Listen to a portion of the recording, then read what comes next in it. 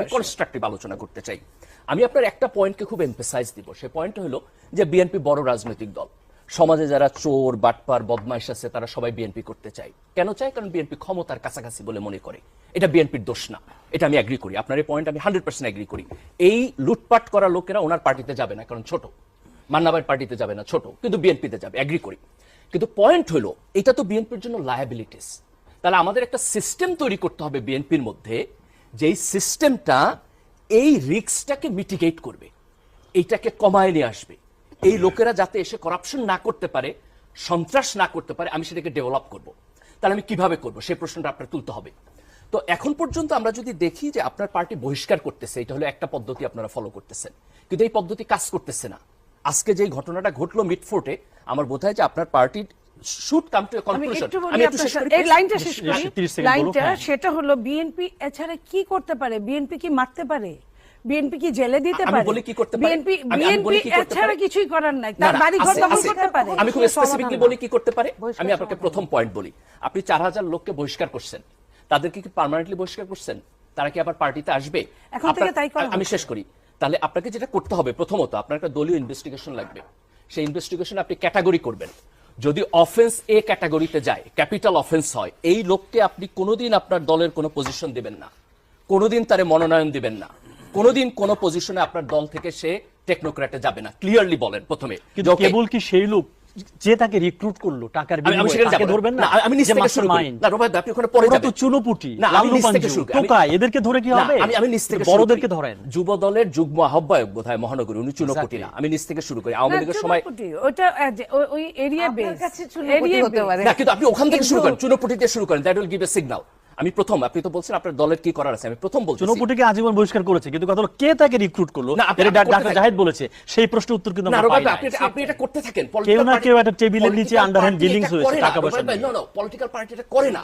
তারা আজকে বহিষ্কার করে কালকে নিয়ে নেয়, তারপর বহিষ্কারের কোনো মিনিং থাকে না।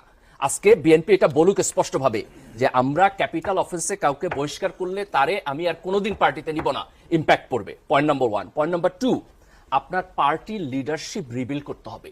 যারে তারে আইনা পার্টির লিডারশিপ বসাইলে হবে না। আমাকে যদি একটু আত্মসমালোচনা করেন, আমি আত্মসমালোচনাটা আপনার করি। সেটা হলো যে সাধারণত করে না, এইজন্য ভালো লাগছে। আপনি যেখানে বলছেন যে মানুষটাকে চিরস্থায়ী বহিষ্কার করবে, সেই মানুষটার কিন্তু একটা সিন্ডিকেট আছে, এটা আপনাকে ধরতে হবে। আমি সরি টু সে, আমি বলছি এই সিন্ডিকেটকে সে যে কোনো ভাবে খুশি করতে চেষ্টা করে।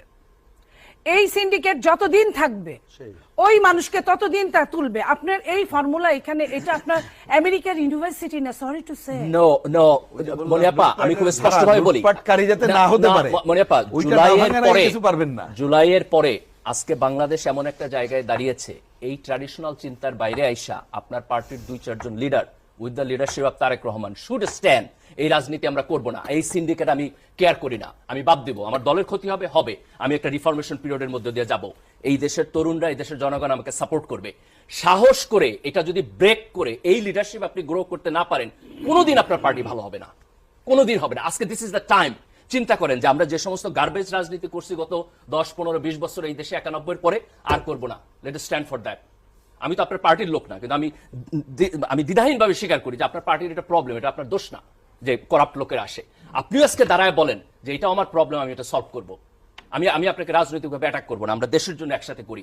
আজকে এটা বলেন যে এই সিন্ডিকেট আমি রাখবো না, কি হবে? একটা ইলেকশন হারেন, এই দেশের মানুষ আপনাকে বলবে আপনি লিডার। একটা ইলেকশন হারেন, কিচ্ছু যায় আসে না, আপনি এই সিন্ডিকেট বাদ দিয়ে একটা ইলেকশন হারেন। এটা হাই টাইম। বিএনপি এরকম একটা কমফোর্টেবল ইলেকশনের সামনে আছে, এই পদক্ষেপ টাফ ভাবে নিলেও এই ইলেকশনটা তারা সম্ভবত না, আমি নিশ্চিতভাবে বলছি হারবেও না। এখনই নেওয়ার জন্য সবচেয়ে ভালো সময়। আপনি যদি হারেনও, আপনি সত্যিকারের রাজনীতি তৈরি করবেন।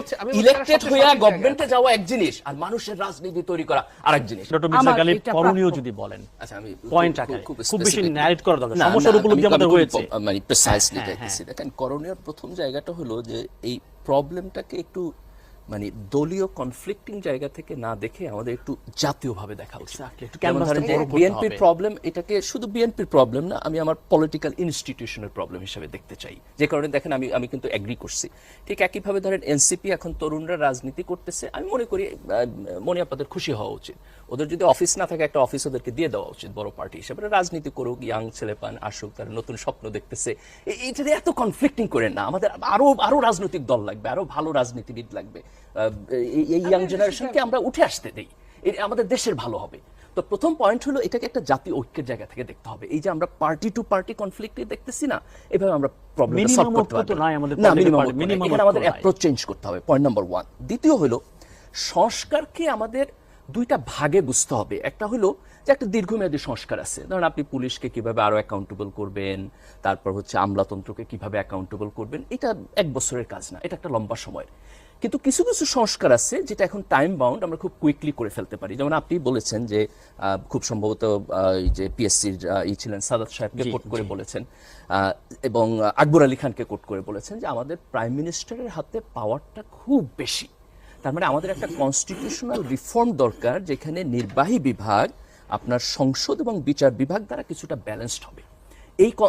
এই রিফরমেশনটা আমাদের করতে হবে, পয়েন্ট নাম্বার 1। কিন্তু পুরো পৃথিবী জুড়ে সেপারেশন অফ পাওয়ার Exactly. এবং চেকস এন্ড ব্যালেন্স, আমাদের চেকস এন্ড ব্যালেন্স কাজ করতেছে না, তাহলে আমাদের একটা কনস্টিটিউশনাল রিফর্ম থাকতে হবে। এই জায়গায় বিএনপির ব্যাপারে আমার একটু অভিযোগ আছে যে কনস্টিটিউশনাল রিফর্মের যে আলোচনা হইতেছে, আমার কাছে মনে হইতেছে বিএনপি পার্টি লাইনের উপরে উঠতে পারতেছে না। সরি টু সে, পার্টি লাইনের উপরে উঠতে পারতেছে না। তাদের একটা প্রতিক্রিয়াশীল ভয় আছে যে আমি বড় পরিবর্তন না করে যদি কুইকলি চলে যেতে পারি তাহলে ভালো। আমার বোধ হয় যে এইখানে অ্যাপ্রোচটা একটু পরিবর্তন করে এই রিফর্মটাকে একটু সিরিয়াসলি দেখা দরকার। দেন আর দুইটা ইম্পর্টেন্ট জিনিস আমি বলবো, যেটা আমার বড় রিফর্ম।